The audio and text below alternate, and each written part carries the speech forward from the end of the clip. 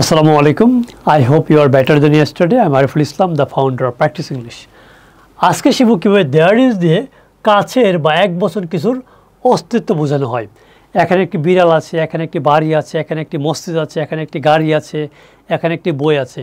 এই কথাগুলো কিন্তু আমরা প্রচুর বলি, কিন্তু যখনই আমরা বলি যে এখানে কোনো কিছু আছে, এখানে একটি মসজিদ আছে, তার মানে কীভাবে বাক্যটা শুরু হবে এটি আমরা বুঝতে পারি না। প্রচুর অনলাইন স্টুডেন্টদেরকে আমি এই সমস্যাটা দেখি।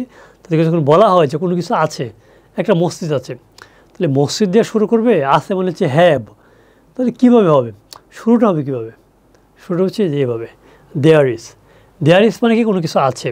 দেয়ার ইজ এ ক্যাট, একটি বিড়াল আছে, এখানে একটি বিড়াল আছে। দেয়ার ইজ নট এ বুক, এখানে কোনো বই নেই। There is a pen on the table, টেবিলের উপর একটি কলম আছে। There is not a phone in my bag, আমার ব্যাগে কোনো ফোন নেই। There is a meeting today, আজকে একটি মিটিং আছে। There is not any water, এখানে কোনো পানি নেই। তার মানে এখানে কোনো কিছু আছে বা এখানে কোনো কিছু নেই।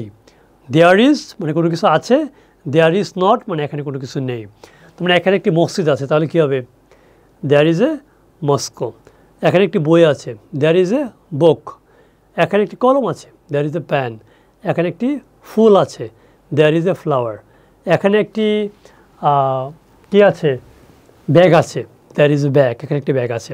তার মানে কোনো কিছু আছে, এই কথাগুলো আশা করি আপনি এখন থেকে বলতে পারবেন দেয়ার ইজ দিয়ে। ঠিক আছে?